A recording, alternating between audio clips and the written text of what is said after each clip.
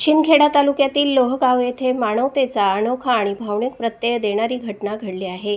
गेल्या काही दिवसांपासून गावात एक वानर आजारी अवस्थेत फिरताना दिसत होते।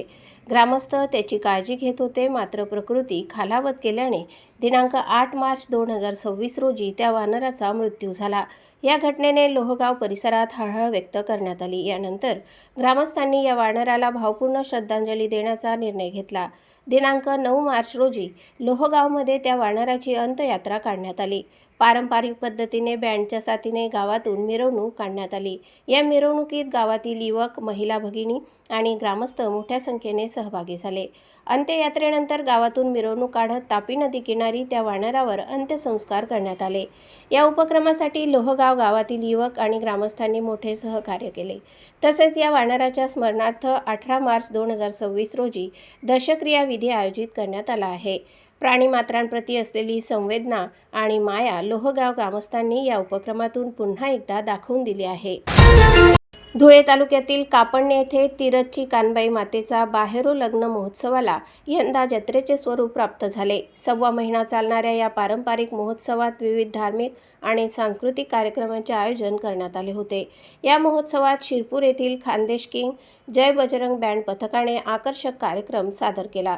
गावातील महिला, पुरुष, तरुण बांधव तसेच ज्येष्ठ नागरिकांनी मोठ्या उत्साहात सहभाग घेतला। घागर पूजन, पाणी आणणे, बैलगाडीतून मांडव आणणे, कस्तुरी आणणे आणि 11 गौरणी पूजन असे विविध पारंपरिक विधी पार पडले। गावातील महिला वर्गाने तब्बल 11 क्विंटल गव्हापासून 2000 पुरणपोळ्या तयार केल्या। तसेच 500 लिटर दुधापासून स्वादिष्ट खीर बनवण्यात आली। या महाप्रसादाचा लाभ गावातील तसेच पंचक्रोशीतील हजारो भक्तांनी घेतला। संध्याकाळी बाहेरो लग्न सोहळ्यासाठी विशेष तयारी करण्यात आली। नवरदेवाची वाजत गाजत मिरवणूक काढण्यात आली। ब्राह्मण दादा यांच्या हस्ते पारंपरिक पद्धतीने कानबाई मातेचे बाहेरो लग्न लावण्यात आले। यावेळी 2 बँड पथकांच्या साथीने संपूर्ण परिसरात उत्साहाचे वातावरण पाहायला मिळाले। दुसऱ्या दिवशी सकाळी कानबाई मातेची गावातून धूमधडाक्यात मिरवणूक काढण्यात आली।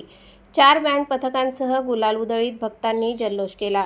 संपूर्ण गावात भक्तिमय आणि उत्सवी वातावरण निर्माण झाले होते। या महोत्सवासाठी गावातील ग्रामस्थांनी मोठे सहकार्य केले। तसेच पंचक्रोशीतील भाविकांनी मोठ्या संख्येने उपस्थिती लावली। कापडणे येथील हा कानबाई महोत्सव यंदा विशेष उत्साहात पार पडला आणि भक्ती, परंपरा आणि उत्सवाचा सुंदर संगम येथे पाहायला मिळाला।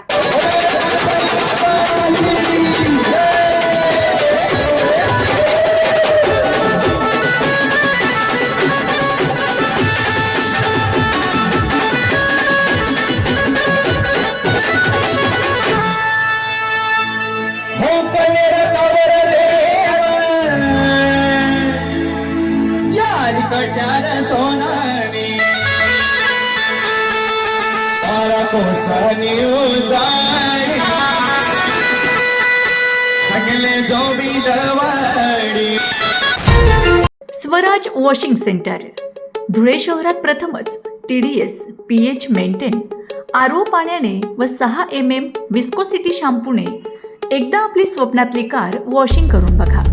स्वराज वॉशिंग सेंटर सदैव आपल्या सेवेत, 14 तास उपलब्ध।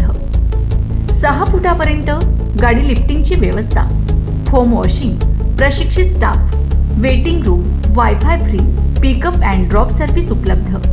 आपल्या कारचे संपूर्ण इंटेरियर वॉशिंग केले जाईल। एकदा अवश्य भेट द्या। पत्ता: गोंदूर विमानतळ रोड, मनोरंजन हॉटेल जवळ, छत्रपती नगर शेजारी, वाडी भोकर। संपर्क: 86 25 97 09 48।